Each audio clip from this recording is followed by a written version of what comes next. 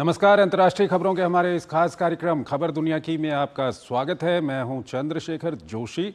इस कार्यक्रम में हम आपको इस वक्त की बड़ी अंतर्राष्ट्रीय खबरें बताते हैं, साथ ही दो बड़ी खबरों पर अपने विशेषज्ञ मेहमान के साथ चर्चा भी करते हैं।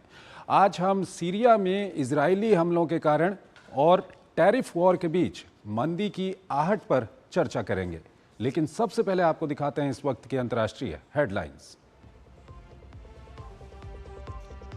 इजराइल की सीरिया के राष्ट्रपति महल के निकट भीषण बमबारी, ड्रूज समुदाय के खिलाफ हिंसा के बाद हमला।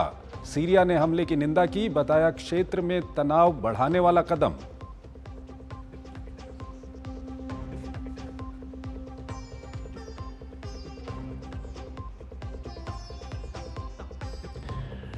जर्मनी की धुर दक्षिणपंथी पार्टी एएफडी की बढ़ी मुश्किल।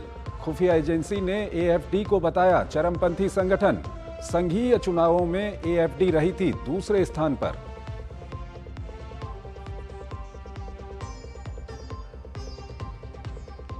सुरक्षा विवादों के बीच अमेरिकी एनएसए माइक वॉल्ज यूएन में दूत नियुक्त। राष्ट्रपति ट्रंप ने कहा विदेश मंत्री मार्को रूबियो संभालेंगे एनएसए की अतिरिक्त जिम्मेदारी।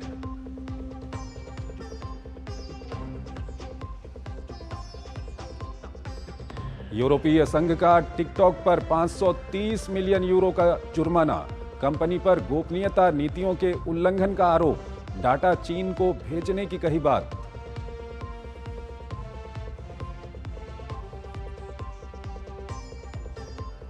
भूकंप के झटकों से थर्राया अर्जेंटीना, 7.4 तीव्रता। 1 घंटे के दौरान 7 बार हिली धरती। चिली ने सुनामी की चेतावनी हटाई।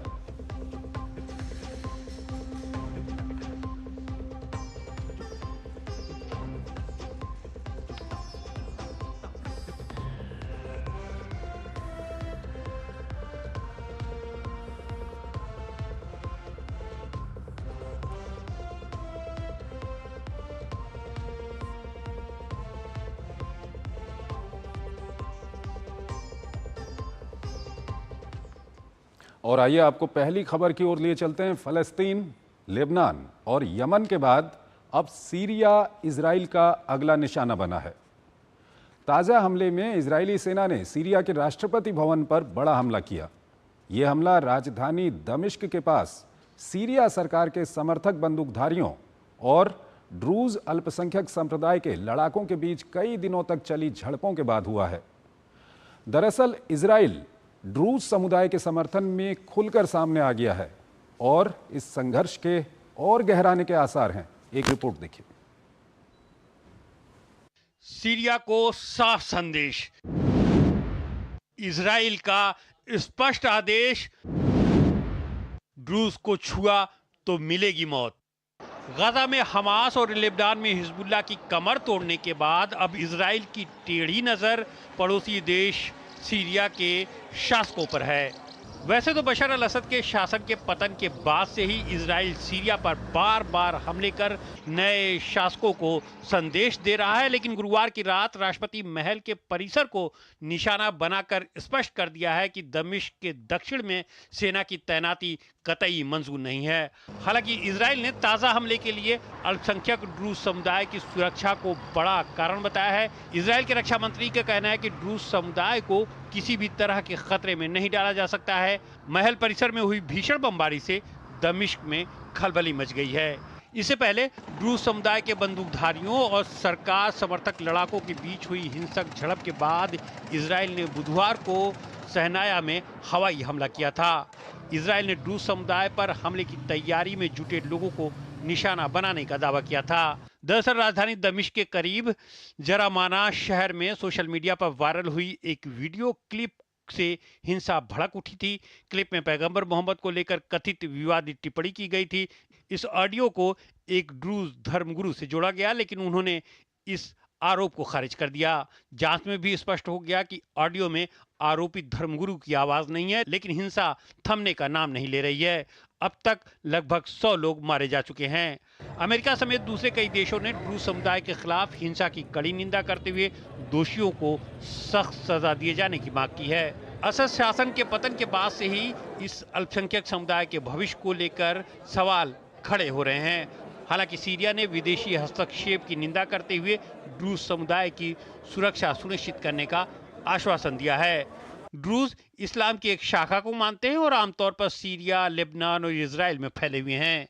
समुदाय खुद को इस्लाम की प्राचीन परंपराओं से जोड़ता है। इनके यहाँ धर्म परिवर्तन की गुंजाइश नहीं है। समझौते के बावजूद असद शासन के दौरान भी इनके खिलाफ हिंसा होती रहती थी, लेकिन अब इन्होंने विद्रोह करना शुरू कर दिया है।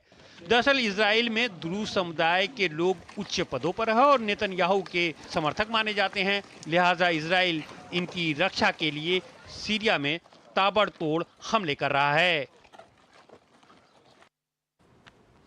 और इस खबर पर ज़्यादा बात करने के लिए हमारे साथ जुड़ रहे हैं Sushil Kumar Singhal, former senior diplomat हैं, विदेशी मामलों के जानकार हैं, उनसे हम बातचीत करेंगे।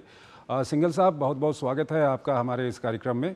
पहला सवाल जो हम आपके सामने रख रहे हैं, क्या ड्रूज समुदाय एक बड़ा कारण है कि इजराइल ने सीरिया के ऊपर हमला किया या कुछ और कारण है? देखिए, ऐसा है कि जो इज़राइल जो है हमले जो पहले से करता आ रहा है। दिसंबर में जो ये जो अल असद की गवर्नमेंट गिरी, उसका भी बहुत बड़ा कारण कहा जा रहा है कि इज़राइल ने उनकी कमर तोड़ दी थी हमले कर करके। और उसके बाद में टर्की और जो है यूएस सपोर्ट से कह रहे हैं कि ये जो नई गवर्नमेंट आई उसके जिसके लिंक थे अलकायदा से और आईसिस से, ना उन्होंने जो नए राष्ट्रपति वहां बने हैं, उन्होंने कहा कि वो संबंध मैंने सब खत्म कर दिए हैं। और वहां सीरिया में एक समस्या क्या है कि अल्पसंख्यक समुदाय बहुत काफी लोग वहां पे हैं, काफी ग्रुप्स हैं जो अल्पसंख्यक हैं। तो और जो इनफैक्ट जो वहां के पहले राष्ट्रपति थे क्या नाम है इनका, असाद, ये भी जो है एक अल्पसंख्यक समुदाय से ही संबंधित रखते थे। और मार्च में करीब 1700 लोग उनके मारे गए, उनके समुदाय के। उससे अल्पसंख्यकों में बड़ी जो है हड़बड़ाहट थी। जबकि नई सरकार ने जो है ये कहा, जो एचटीएस की सरकार है जिसके लीडर जो है अहमद अल शारा हैं, उन्होंने कहा कि नहीं, हम सब अल्पसंख्यकों को साथ में रखेंगे। और उन्होंने 23 मेंबर की गवर्नमेंट भी बनाई। लेकिन उससे क्या हुआ है कि थोड़ा लोगों में सब में घबराहट है। और जहां तक ड्रूज का सवाल है, ड्रूज जो है बहुत ही क्लोज हैं इजराइल के। और इजराइल के, जैसा अभी आपकी रिपोर्ट में भी कहा गया कि उनके जो ड्रूज हैं वो सरकार, इजराइल की सरकार में, फौज में भी हैं। और इजराइल के वो बहुत बड़े सहयोगी माने जाते हैं कि उनके दोनों के आपस में बहुत क्लोज रिलेशन है। तो जैसा ही ये जो मंडे को ये झगड़ा शुरू हुआ, ये वीडियो ऑडियो क्लिप के ऊपर, इजराइल वहां करीब करें 100 के करीब लोग मारे गए हैं। और उस झगड़े के में इजराइल ने कहा कि जो हम उनकी सुरक्षा करेंगे, और उसके लिए उन्होंने ये अटैक किए हैं। ये दूसरा अटैक हुआ है जिसमें पैलेस के पास जो हुआ है। और इजराइल क्लियर कह रहा है कि जो है ये हम ड्रूज को सुरक्षा प्रदान करेंगे, और इसके लिए हम जो है कुछ भी करने के लिए तैयार हैं। और इसमें ऑफ कोर्स एक ये भी है क्योंकि इजराइल जो है बहुत ज्यादा ट्रस्ट नहीं करता है नई गवर्नमेंट में। उनको लगता है कि ये उनके विरोध में काम करेंगे, कि बिकॉज उनको सपोर्ट है सऊदी अरबिया का, टर्की का, कतार का। कतार ने तो इसका बहुत अभी नाराजगी भी जाहिर की है, उसका बड़ी आलोचना की है। तो इजराइल जो है बेसिकली अपना वर्चस्व बनाने की कोशिश कर रहा है सीरिया में, क्योंकि वो ईरान से भी वो हिजबुल्लाह को वो सपोर्ट दे रहे थे।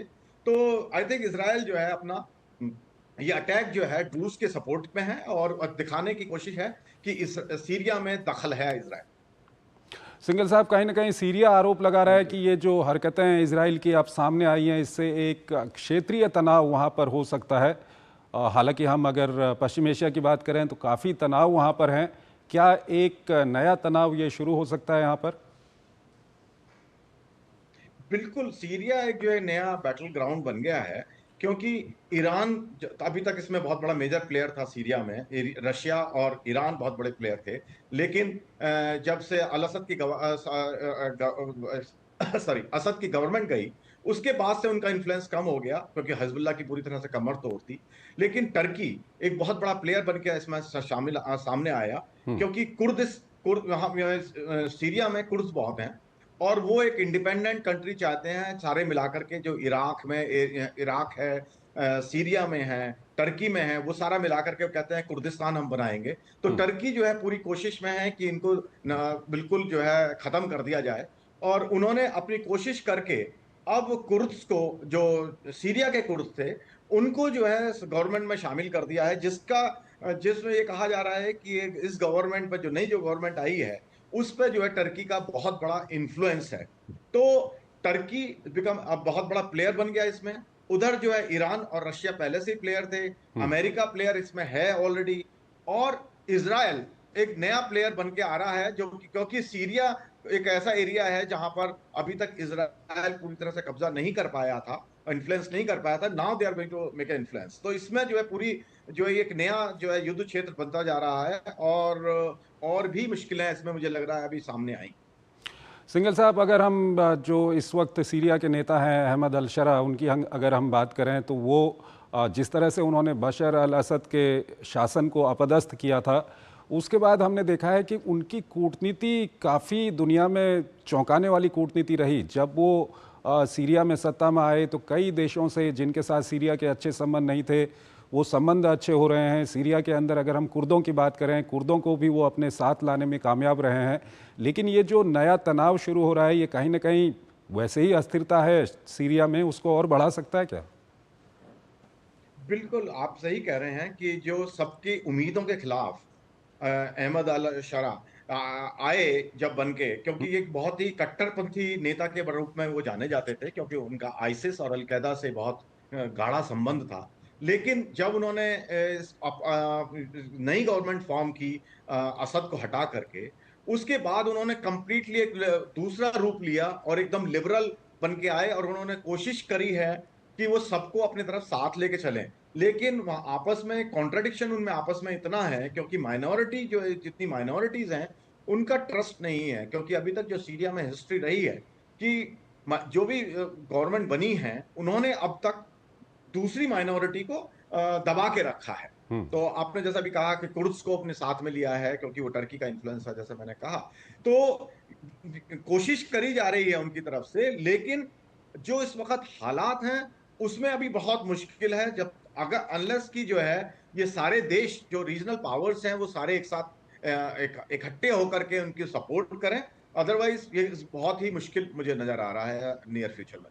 क्या ऐसी भी कोई संभावना है कि सीरिया को लेकर के, या जो कुछ अभी वहाँ पर चल रहा है ड्रूज को लेकर के, क्योंकि तुर्की वहाँ पर अपना वर्चस्व कायम करने की कोशिश कर रहा है, तो तुर्की और इजराइल के बीच में सीधे तौर पर तनाव उत्पन्न हो सकता है क्या?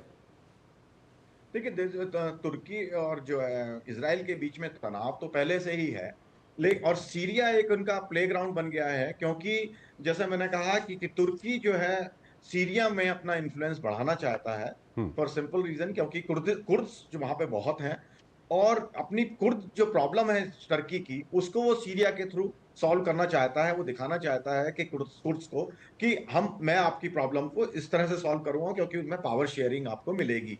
तो लेकिन इजराइल अपना इन्फ्लुएंस रखना चाहता है उस एरिया में, गोलन हाइट्स में ऑलरेडी है, और वो बात उन्होंने जो एक कॉरिडोर भी बनाया है कि जिसमें उसमें, ताकि जो हिजबुल जो है वो फिर से ना उभर के आए। तो इजराइल और टर्की दोनों के बीच में तनाव की पूरी संभावना है। युद्ध होना अभी मेरे विचार से नहीं लगता कि वो स्थिति अभी तक बनेगी, लेकिन तनाव बराबर बना रहेगा, और दोनों इसके लिए I think Syria is going to suffer. Syria suffer करेगा, लेकिन तनाव बना रहेगा। ठीक है सिंघल साहब, आप हमारे साथ बने रहिए। एक और विषय है, उस पर अभी हम आपसे बातचीत करेंगे, लेकिन यहाँ पर हमको एक छोटा सा ब्रेक लेना होगा। एक छोटा सा ब्रेक लेते हैं, एक छोटा सा ब्रेक। यार मार्केट कैसा ऊपर नीचे होता है। सनसेट से पहले म्यूचुअल फंड के मैदान से निकलने का टाइम आ गया है। अच्छा एक बात बता, तू इंडियन टीम का फैन कब से? 96 से। सेमीज तक पहुंचे थे यार, फिर हार गए।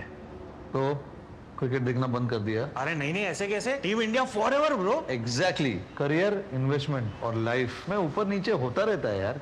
वो तो है। बस भाई डटे रहे, तभी तो अपने सपने पूरे कर सकता है। लाइफ और म्यूचुअल फंड्स में लॉन्ग टर्म सोचना सही है। सही है। हाँ। म्यूचुअल फंड निवेश बाजार जोखिमों के अधीन है। योजना से जुड़े सभी दस्तावेजों को ध्यान से पढ़ें। जो लक्ष्य चुना था समझ आने लगा है। GLA यूनिवर्सिटी, उच्च लक्ष्य की निश्चित प्राप्ति। दादा ये कौन सा प्लांट है? टैंजरीन, बहुत मीठा होता है, तोड़ना नहीं है। Free foreign trip, click on the link, अभी करता हूँ। दादू रुको, लिंक में क्लिक मत करना। क्यों? ये SMS स्कैम है, क्लिक करोगे तो आपके बैंक डिटेल्स होंगे चोरी। ओह, थैंक्स गप्पू, बचा लिया। ये ले तेरी समझदारी का फल। RBI कहता है स्मार्ट बनो, कूल रहो।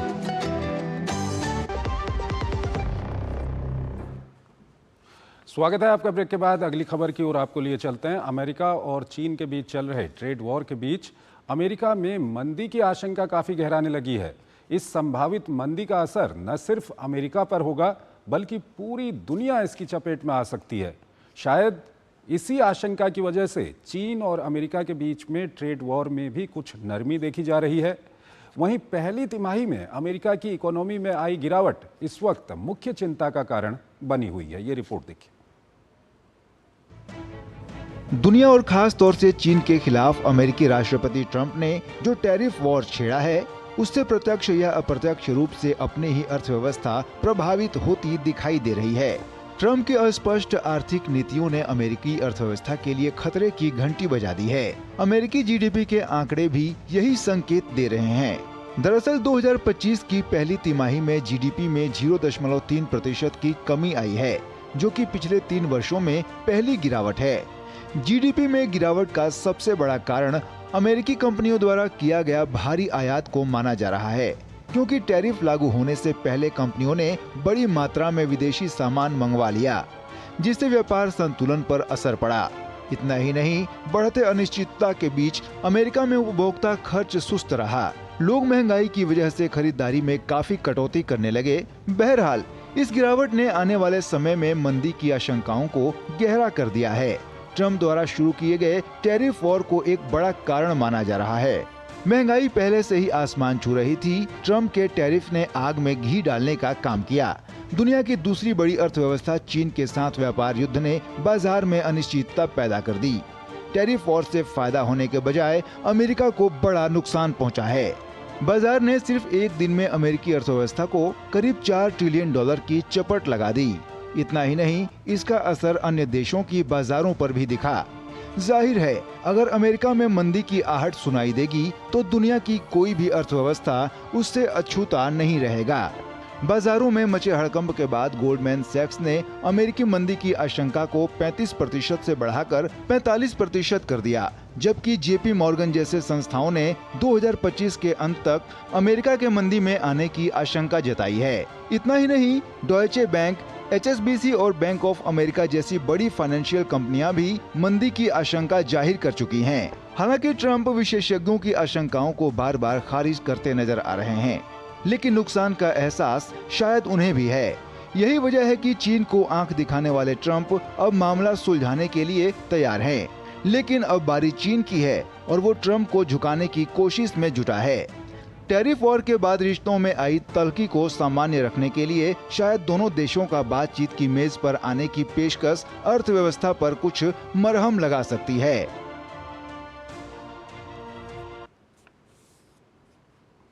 और इस खबर पर बात करने के लिए अतुल अनेजा हमारे साथ जुड़े हुए हैं, विदेशी मामलों के जानकार हैं। उनसे हम बातचीत करेंगे। अतुल जी, बहुत बहुत स्वागत है आपका हमारे इस कार्यक्रम में।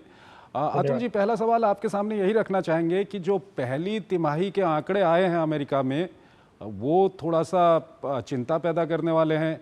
कहा जा रहा है कि काफ़ी जो अमेरिकन कंपनीज हैं उन्होंने काफ़ी इंपोर्ट कर लिया था, और जैसा कि आपको याद होगा कि प्रेसिडेंट ट्रंप ने कहा था कि जो उनका टैरिफ अभियान है और जिस तरह की इकोनॉमी को लेकर के जो वो कदम उठा रहे हैं, ये एक मेडिसिन की तरह है जो लंबे समय के बाद अमेरिका को काफ़ी अच्छा फ़ायदा देगा। अभी पहली तिमाही के जो आंकड़े आए हैं, क्या कुछ कहेंगे आप इस पर? देखिए चंद्रशेखर जी, कि एक तरफ से ये रियलिटी चेक आ रहा है कि आप बातचीत में जो मर्जी कहें, लेकिन आंकड़े अपनी एक भाषा बोलते हैं। और आंकड़े ये कह रहे हैं कि जो टैरिफ वॉर जो शुरू की है खासकर कि चीन के प्रति, उसमें अमेरिका का नुकसान हो रहा है। ये सिग्नल्स बड़ी क्लियरली आ रहे हैं। और बात अब जो आ रही है, जो डिबेट, इंटरनल डिबेट चल रही है अमेरिका में, वो है कि रिसेशन की तरफ तो नहीं जा रहा अमेरिका। तो मुझे लग रहा है कि ये अब कोर्स करेक्शन की ज़रूरत है, क्योंकि रियलिटीज़ ये है कि 40% जो दुनिया की आउटपुट है, मैन्युफैक्चरिंग आउटपुट, वो चाइना से जा रही है। इसको नकारा नहीं जा सकता, इसलिए चाइना के पास बहुत बड़ी लीवरेज है। दूसरी बात यह है कि चाइना के लिए भी अगर देखा जाए तो अमेरिका सबसे बड़ी एक्सपोर्ट मार्केट है। डोमेस्टिक कंजम्पशन चाइना में उतनी नहीं बढ़ी, क्योंकि वेजेस उतने ज़्यादा नहीं हैं। तो इसलिए मुझे लग रहा है कि एक स्थिति पैदा हो रही है कि बातचीत शुरू हो। उसमें हार जीत नहीं है, कि दोनों को एक दूसरे की ज़रूरत है इस वक्त। तो मुझे लग रहा है कि ये बातचीत का सिलसिला अब शुरू हुआ है, और ये सूनर और लेटर ये एक तरह से एक इसमें इक्विलिब्रियम आएगा, एक रजामंदी होगी।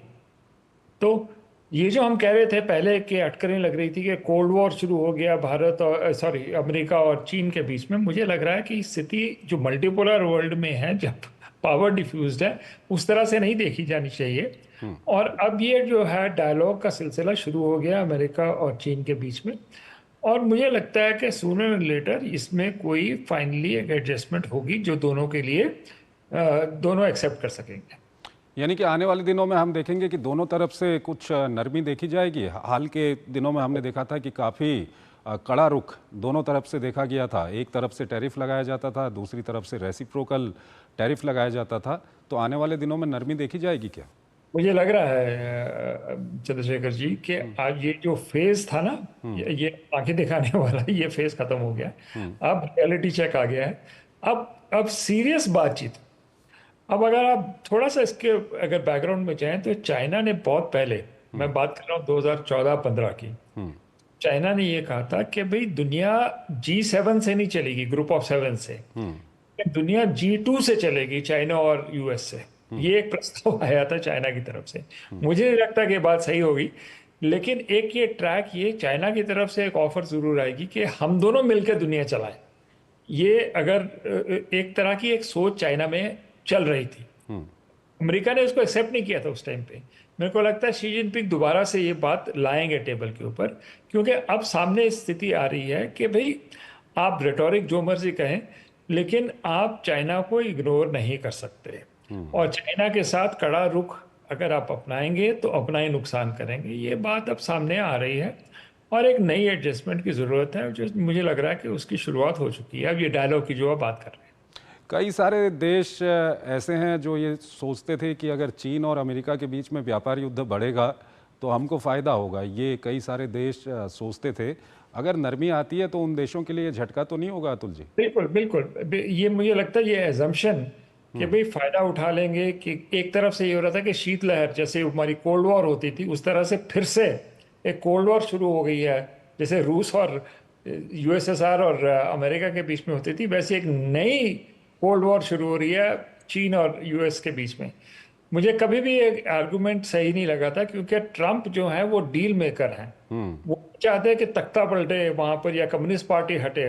वो चाहते हैं कि to make America great again, उनके लिए एक फायदेमंद डील हो। तो जो मंशा है अमेरिका की, वो पुरानी 1991 के पहले वाली मंशा नहीं है। अब है कि अभी अच्छी डील हो, और उस अच्छी डील के लिए आपको बातचीत करनी पड़ेगी। मुझे लगता है वो प्रक्रिया अब शुरू होने वाली है। अमेरिका भी चाहेगा कि ये ऐसा नहीं है कि इसमें सिर्फ चीन जो है वो जो चाहे कर पाएगा, क्योंकि चीन को भी सबसे बड़ी मार्केट उनकी अमेरिका ही है, तो अमेरिका के पास भी लीवरेज है चीन के प्रति। तो फाइनली एक लंबी एक तरह से डायलॉग का प्रोसेस शुरू होगा, जिसमें ये एक सेटलमेंट होने की गुंजाइश मुझे लगता है कि होगी। ठीक है अतुल जी, बहुत बहुत शुक्रिया हमारे इस कार्यक्रम में जुड़ने के लिए और इस महत्वपूर्ण विषय पर अपना महत्वपूर्ण विश्लेषण हमारे दर्शकों के सामने रखने के लिए। और यहाँ पर हमको एक छोटा सा ब्रेक लेना होगा। ब्रेक के उस पार कुछ और अंतर्राष्ट्रीय खबरें हम आपको बताएंगे।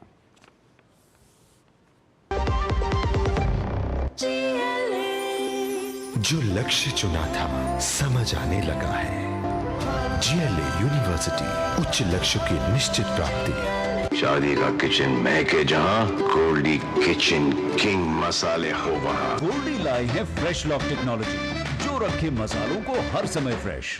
जब धरती चीर कर निकलता है लोहे का पत्थर और मिलता है मोंगिया के जोश से, फिर तपता है, पिघलता है और बनता है फौलाद। अब होता है सरिया सारी खूबियों के साथ। मोंगिया स्टील, मजबूत देश का मजबूत सरिया। क्या हो गया भाई? भैया आपसे सीखकर म्यूचुअल फंड्स में एसआईपी शुरू की थी, लेकिन कभी कभी अपडेट्स देखकर मेरा मन भटकने लगता है। सुन, ये लिफ्ट जब ऊपर नीचे जाती है तो तू निकल जाता है। नहीं भैया, यही तो सही मंजिल तक ले जाती है। तो बस म्यूचुअल फंड्स का भी यही है, डटे रहेगा तो तू भी अपने सपनों के पास पहुंच सकता है। हाँ बिल्कुल आपकी तरह। सही है। म्यूचुअल फंड निवेश बाजार जोखिमों के अधीन है। योजना से जुड़े सभी दस्तावेजों को ध्यान से पढ़ें।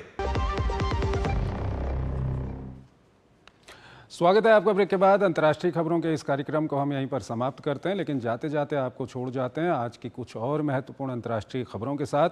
आप इन खबरों को देखिए और हमारी पूरी टीम को इजाज़त दीजिए। नमस्कार। एप्पल के सीईओ टिम कुक ने हाल ही में दिए गए एक इंटरव्यू में बताया कि अमेरिकी बाजार में बिकने वाले 50% आईफोन भारत में बन रहे हैं। कुक ने कहा कि भारत अप्रैल-जून तिमाही में अमेरिका में बिकने वाले आईफोन्स का कंट्री ऑफ ओरिजिन बन जाएगा। कंपनी चाइना के मुकाबले कम टैरिफ की वजह से भारत को प्राथमिकता दे रही है। चीन में ज्यादा टैरिफ के मुकाबले भारत से इंपोर्ट पर सिर्फ 10% टैक्स है। यह फैसला ऐसे वक्त में आया है जब अमेरिका और चीन के बीच ट्रेड वॉर तेज हुआ है। ट्रंप के रेसिप्रोकल टैरिफ के बाद एप्पल को चीन पर निर्भरता कम करनी पड़ी। अमेरिका के राष्ट्रपति डोनाल्ड ट्रंप ने माइक वोल्टेज को अमेरिका का नया संयुक्त राष्ट्र राजदूत बनाने की घोषणा की है। माइकल वोल्टर्स अभी तक राष्ट्रीय सुरक्षा सलाहकार थे। ट्रंप ने अब विदेश मंत्री मार्को रूबिया को राष्ट्रीय सुरक्षा सलाहकार पद की जिम्मेदारी भी दे दी है। वोल्टर्स को उस समय आलोचना का सामना करना पड़ा जब उन्होंने गलती से एक पत्रकार को उस चैट ग्रुप में जोड़ लिया जिसमें सीक्रेट मिलिट्री प्लान पर चर्चा हो रही थी। हमेशा विवादों में रहने वाली जर्मनी की धुर दक्षिणपंथी पार्टी एएफडी एक बार फिर मुश्किल में है। जर्मनी की घरेलू खुफिया एजेंसी एएफडी को एक चरमपंथी संगठन के रूप में वर्गीकृत किया है, जिसके बाद एएफडी की निगरानी के लिए गुप्त तरीकों का उपयोग आसान हो जाएगा। हाल के संघीय चुनाव में एएफडी दूसरे स्थान पर रही थी। रूस यूक्रेन युद्ध पहले की तरह जारी है। दोनों ओर से एक दूसरे के इलाकों में जमकर ड्रोन हमले किए जा रहे हैं। दक्षिण पूर्व यूक्रेन के जापोरेजी में रूसी ड्रोन हमले में 29 लोगों के घायल होने की खबर है। यह हमला बुधवार रात रूसी कब्जे वाले दक्षिण यूक्रेन में यूक्रेन के भीषण ड्रोन हमले के बाद किया गया, जिसमें कई असैन्य नागरिक मारे गए हैं। वहीं रूस ने दावा किया है कि यूक्रेन ने क्रीमिया के सेवास्तोपोल में बड़ा ड्रोन हमला किया है।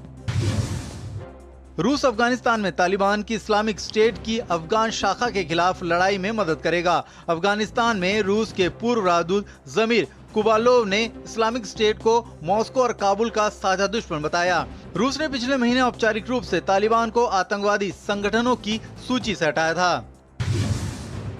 यूरोपीय संघ ने डेटा प्राइवेसी नियमों के उल्लंघन के चलते टिकटॉक पर 530 मिलियन यूरो का भारी जुर्माना लगाया है। यह कार्रवाई 4 साल चली लंबी जांच के बाद की गई, जिसमें यह सामने आया कि टिकटॉक ने यूरोपियन यूनियन की गोपनीयता की नीतियों का उल्लंघन करते हुए यूरोपीय उपयोगकर्ताओं का व्यक्तिगत डेटा चीन भेजा।